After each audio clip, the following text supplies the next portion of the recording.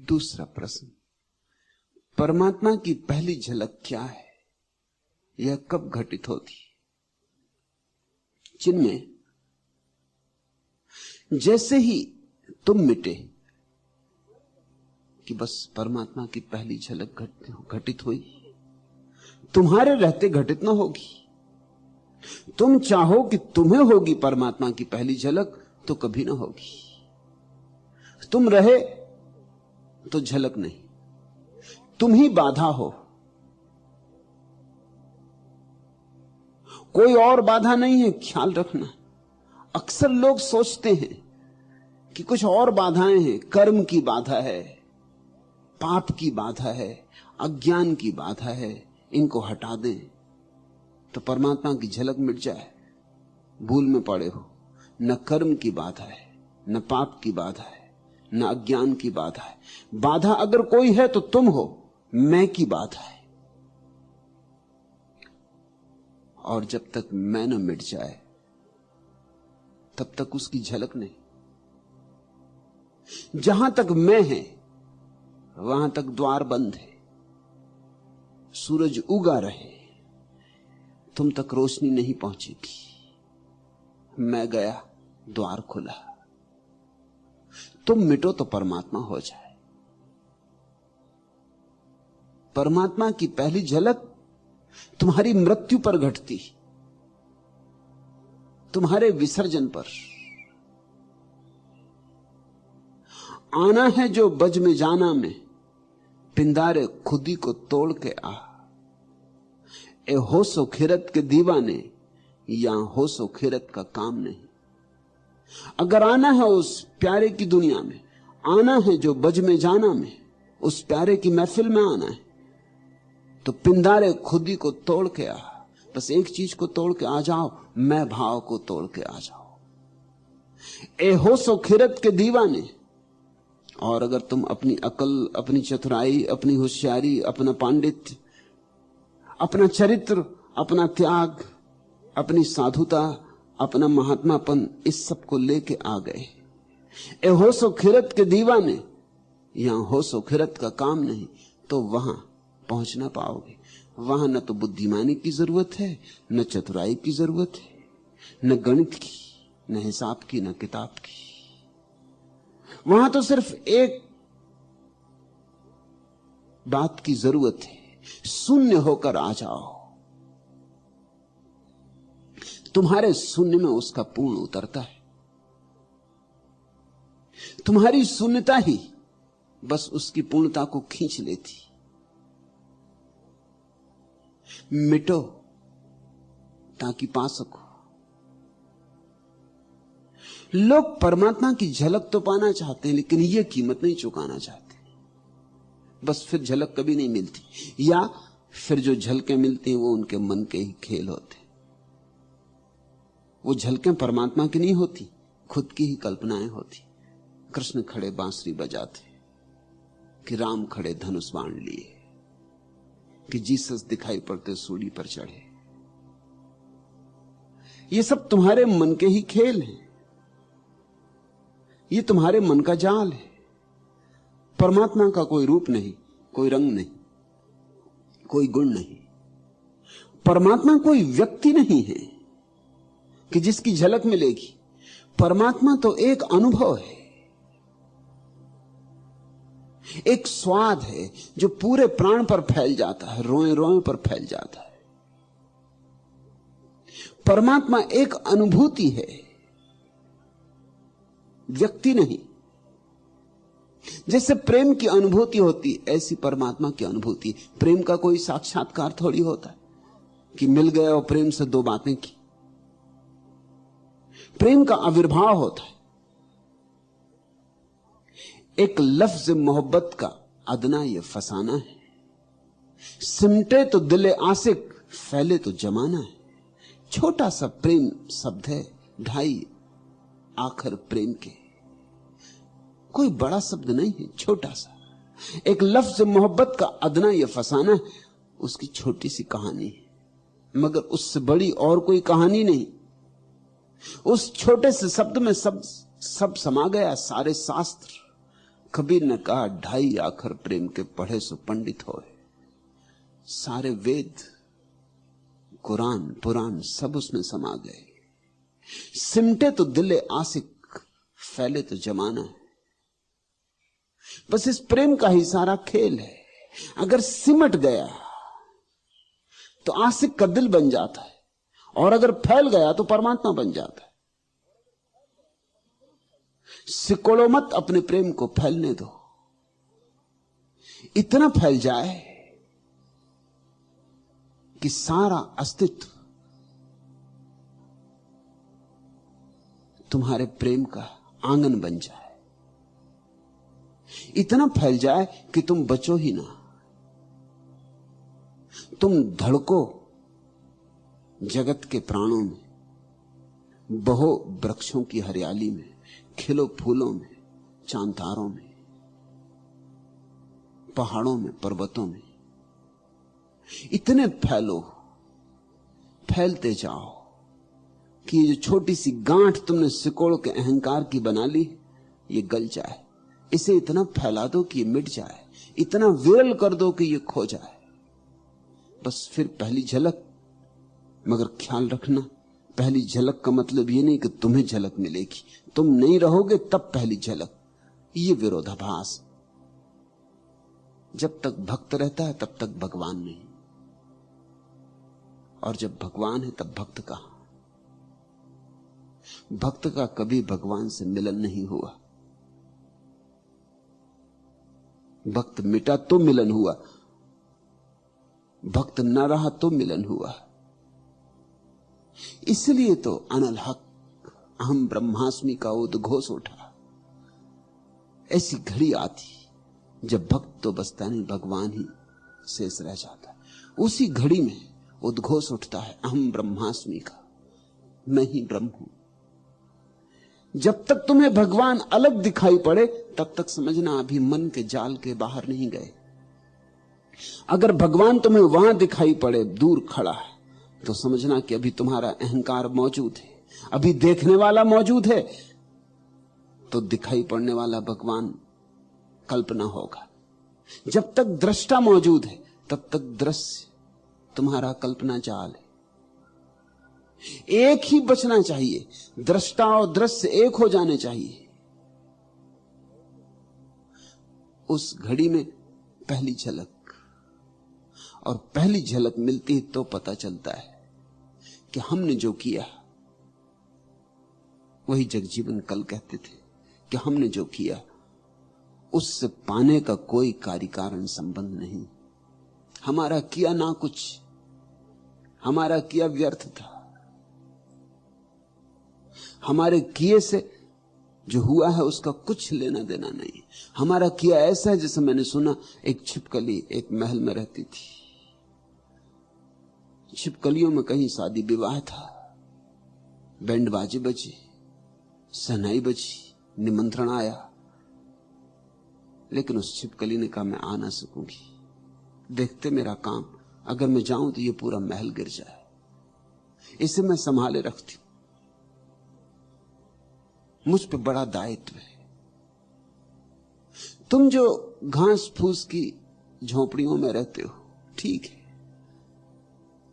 तुम चले भी जाओ तो कुछ हर्ज नहीं, लेकिन ये बड़ा महल, भारी हानि हो जाएगी मेरे जाने से, मेरा आना संभव नहीं। अब छिपकली ऐसा सोचे तो आश्चर्य नहीं है, क्योंकि सभी छिपकलियां ऐसा सोचती। आदमी भी ऐसा ही सोचता है, मेरे बिना सब अस्त व्यस्त हो जाए, मैं न रहूंगा तो दुनिया का क्या होगा, महल गिर जाएंगे, जिंदगी का तारतम्य टूट जाए।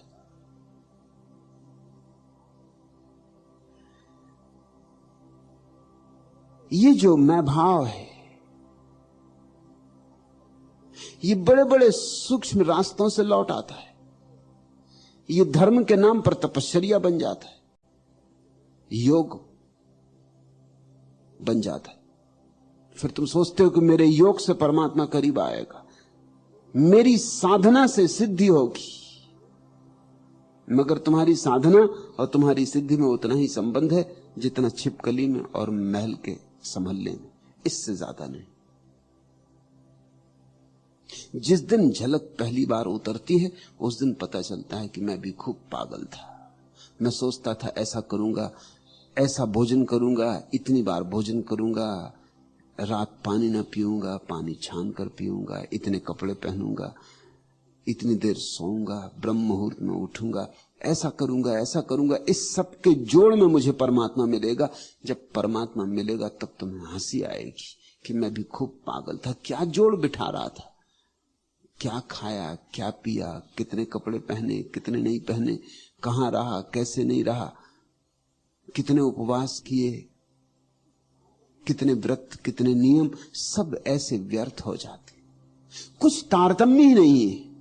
जो मिलता है इतना विराट है कि अगर तुम्हारे उपवासों से मिला हो तो 2 कौड़ी का हो जाएगा। तुमने जो कीमत चुकाई है अगर वही परमात्मा की कीमत है तो परमात्मा पाने योग्य भी नहीं रह जाएगा। क्योंकि तुम शीर्षासन पर खड़े रहे रोज 1 घंटा, इसलिए परमात्मा मिला। तो ये परमात्मा की कीमत हो गई, सिर के बल खड़े रहना 1 घंटा। ये कोई बात हुई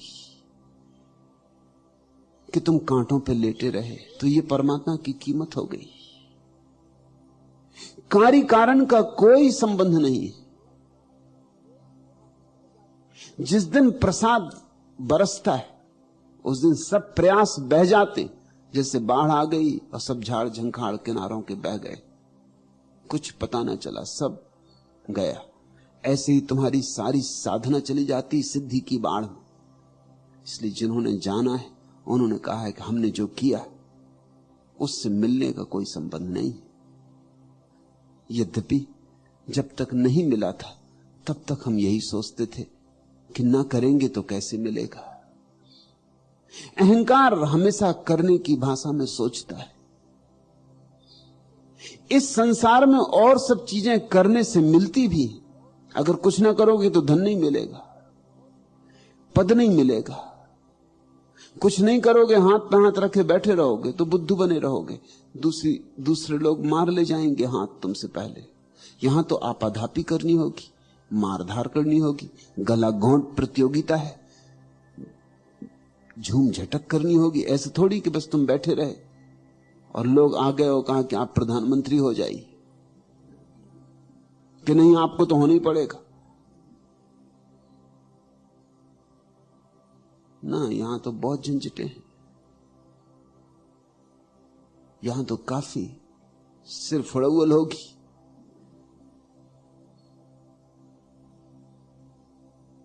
तब अगर घुस पाए भीड़ में तो घुस पाए, फिर भी कुछ पक्का नहीं है। पहुंचते पहुंचते लोग चूक जाते, बिल्कुल हाथ पहुंचते पहुंचते छिटक जाता। भारी संघर्ष। तो यहां तो सब कर्म से मिलता है। इसलिए हमारे भीतर एक गणित का जन्म हो जाता है कि सभी कुछ कर्म से मिलता, तो परमात्मा भी कर्म से मिलेगा। बस वही भूल हो जाती। परमात्मा इस जगत के गणित के बाहर है। कर्म से नहीं मिलता, समर्पण से मिलता, अकर्म से मिलता है, झुक जाने से मिलता है, संघर्ष से नहीं मिलता।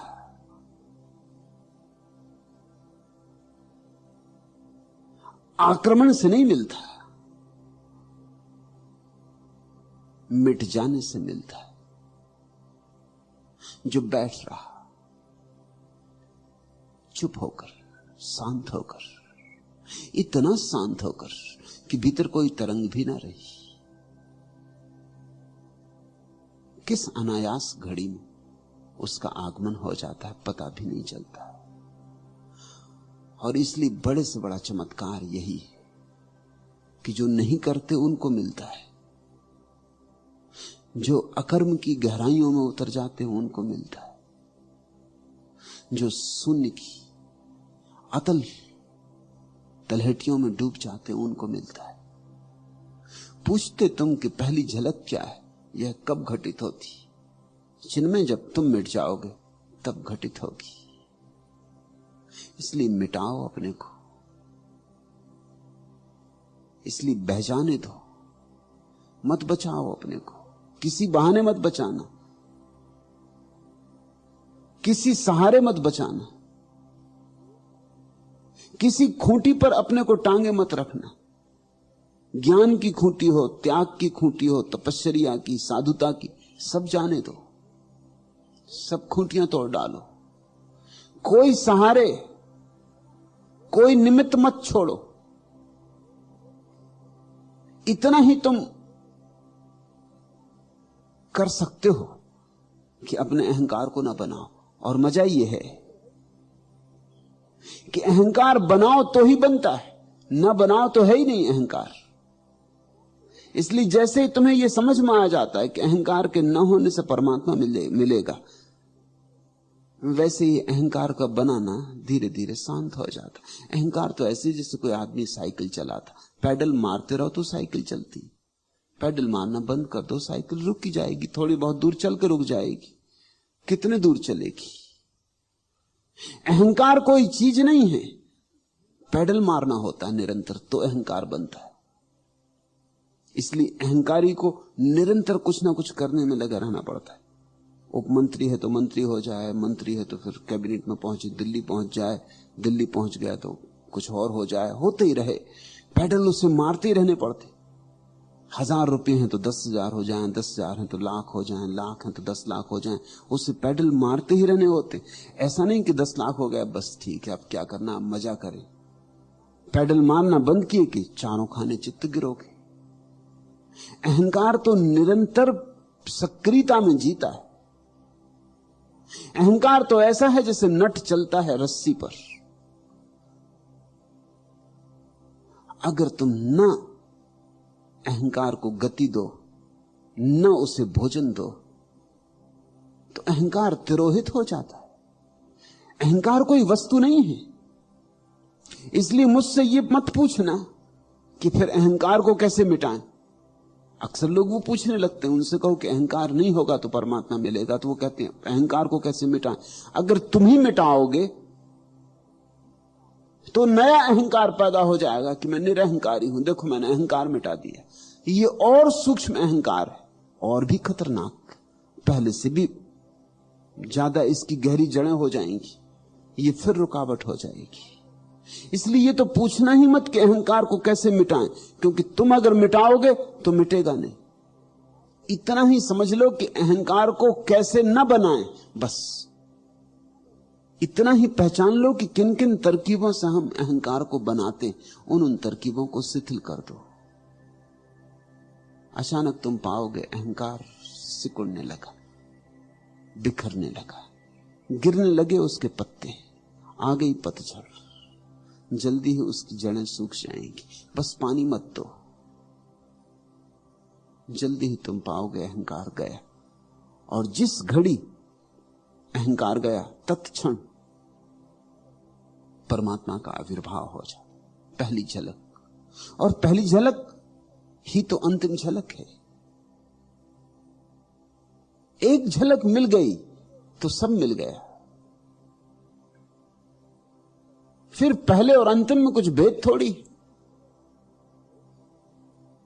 एक बार परमात्मा की अनुभूति हो गई कि हो गई अनुभूति।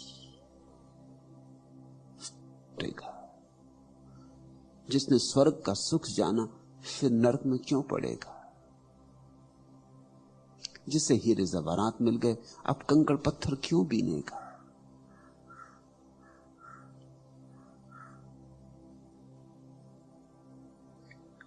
कुछ इस अदा से आज वो पहलू नसी रहे, जब तक हमारे पास रहे हम नहीं रहे। ईमान और कुफ्र और न दुनिया ओदी रहे, ए इश्क सादबास की तन्हा हम ही रहे। यारब किसी के राज मोहब्बत की खैर हो, दस्ते जुनू रहे न रहे आस्ती रहे। जा और कोई जब्त की दुनिया तलाश कर, ए इश्क हम तो अब तेरे काबिल नहीं रहे। मुझको नहीं कबूल दो आलम की वुसअतें, किस्मत में कुए यार की दो गज जमी रहे। बस भक्त की इतनी आकांक्षा है। मुझको नहीं कबूल दो आलम की वुसअतें, मुझे दो दुनियाओं के जो सुख है नहीं चाहिए। वो जो विशाल दो दुनियाओं के रहस्य मुझे नहीं चाहिए। मुझको नहीं कबूल दो आलम की वुसअतें, किस्मत में कुए यार की 2 गज जमी रहे, उस प्यारे की गली की 2 गज जमीन काफी। इसकी तलाफी माफात देखना, रोने की हसरतें हैं जब आंसू नहीं रहे। और ऐसा होता है जब परमात्मा का दर्शन होता है तो रो भी ना पाओगे, हंस भी ना पाओगे, धन्यवाद भी ना दे पाओगे, झुक भी ना पाओगे, क्योंकि वह सारी क्रियाएं भी अहंकार के साथ गई। अवाक सन्नाटा रह जाएगा, न कोई धन्यवाद उठेगा, न अनुग्रह के 2 आंसू गिराने के उपाय रह जाएंगे। इसकी तलाफी माफात देखना, रोने की हसरतें हैं जब आंसू नहीं रहे। जब धन्यवाद करने का मौका आएगा तो जबान न खुलेगी, ओंठ न खुलेंगे, कंठ अवरुद्ध हो जाएगा। जब 2 आंसू गिराना चाहोगे पाओगे कि आंसुओं का कुछ पता नहीं। जब सिर झुकाना चाहोगे सिर न पाओगे। जब चाहोगे कि अब नाचूं आनंद मग्न होकर, तो अपने को न पाओगे। अब नाचने वाला कहां? यह धर्म का विरोधाभास है। जब तक तुम हो, रो भी सकते हो, गा भी सकते हो, नाच भी सकते हो, तब तक नाचने की कोई घटना नहीं घटती। और जब घटना घटती है कि नाचो, ऐसे नाचो पागल होकर, आनंद में मदमस्त होकर, लेकिन तब कौन नाचने वाला बचा?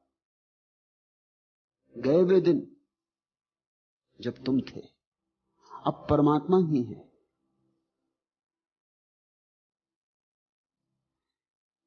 ऐसी घड़ी में पहली झलक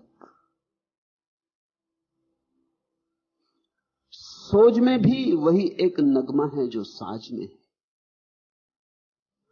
फर्क नजदीक की और दूर की आवाज में,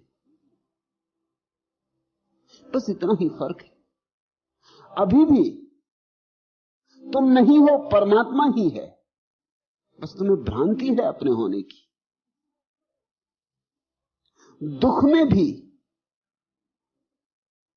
वही स्वर है जो सुख का है। इस पृथ्वी पर भी स्वर्ग की ही हवा है। इस सूरज की किरणों में भी उसकी ही किरणें। इन लोगों में भी वही धड़क रहा है। तुम्हें पता नहीं, बस इतना ही फर्क है। सोच में भी वही एक नगमा है जो साज में। उसी वीणा से तो आनंद का संगीत उठाता है, उसी वीणा से विरह के गीत भी पैदा हो जाते। वही वीणा ऐसा साथ छेड़ सकती है कि तुम नाच उठो, और वही वीणा ऐसी विरह की पीड़ा को जगा सकती है कि तुम जार जार रो उठो। वीणा वही है, स्वर भी वही है, सोच में भी वही एक नगमा है जो साज में है। फर्क नजदीक की और दूर की आवाज में, बस जरा सा फर्क है। तुमने अब परमात्मा की आवाज अभी नजदीक से नहीं सुनी, बहुत दूर से सुनी। वेदों में सुनी, कुरानों में सुनी, बाइबल में सुनी, बहुत दूर से सुनी, उधार सुनी, बुद्धों से सुनी है, नानक से सुनी है, कबीर से, जगजीवन से। तुमने नहीं सुनी, बस दूर और पास की आवाज का फर्क है। तुम सुन लो, सब हो जाए। ये सबब है कि तड़प सीनाए हर साज में है, मेरी आवाज भी शामिल तेरी आवाज में। जिस दिन जानोगे उस दिन पाओगे तुम्हारी आवाज भी उसकी ही आवाज थी। तुम जो बोले थे वह भी वही बोला था। तुम्हें पता नहीं कि तुम्हारे कंठ में भी वही विराजमान, उसके अन्यथा कोई और है ही नहीं। इसलिए तुम्हें पता नहीं है ये और बात, लेकिन तुम हो तो परमात्मा में ही। मछली को पता ना हो कि सागर में है, इससे क्या फर्क पड़ता है तो सागर में ही। जो न सूरत में, न मानी में, न आवाज में है, दिल की हस्ती भी उसी सिलसिलाए राज में है। आशिकों के दिले मजरूर से कोई पूछे, वो जो एक लुत्फ निगाह गलत अंदाज में। प्रेमियों से पूछो, बस एक जरा सी नजर, उसकी आंख का आंख में पड़ जाना, उसकी बांकी नजर, उसकी तिरछी नजर, और क्रांति घट जाती। जो मिटाए नहीं मिटता था, पाया नहीं जाता, जो खोजे नहीं मिलता था, वो एकदम सामने खड़ा है और पता चलता सदा से सामने खड़ा था। आशिकों के दिले मजरूर से कोई पूछे, वो जो एक लुत्फ निगाह गलत अंदाज में। गो से मुस्ताक की क्या बात है, अल्लाह अल्लाह, सुन रहा हूं मैं वो नगमा जो अभी साज में। फिर तो ऐसी सूक्ष्मता पैदा होती कि जो नगमा अभी वीणा से जगा भी नहीं है, अभी वीणा के तारों में सोया हुआ है, वो भी सुनाई पड़ने लगता है। अभी तो वीणा बजती है, वो भी सुनाई नहीं पड़ती, बिल्कुल बहरे हो, वीणा बज रही और तुम पूछते हो कहां है साज, कहां है संगीत। और कोयल में वीणा बज रही, और पपीहे में बज रही, और वृक्षों के पास से गुजरती हवाओं में बज रही, सागर में नाचती हुई उतरती नदी में बज रही, तुम्हारे कंठ में, तुम्हारे पड़ोसी के कंठ में, सब तरफ उसी की वीणा का नाद है, उसका ही नाद है। सारी आवाजें उसकी आवाजें, सब अनाहत। गो से मुस्ताक की क्या बात है, अल्लाह अल्लाह, सुन रहा हूं मैं वो नगमा जो अभी साज में। और फिर जब आंख खुलती, पहचान आती, पहली झलक मिलती, तो जो अभी गीत पैदा भी नहीं हुआ वो भी सुनाई पड़ने लगता है। अभी जो गीत गाया भी नहीं गया,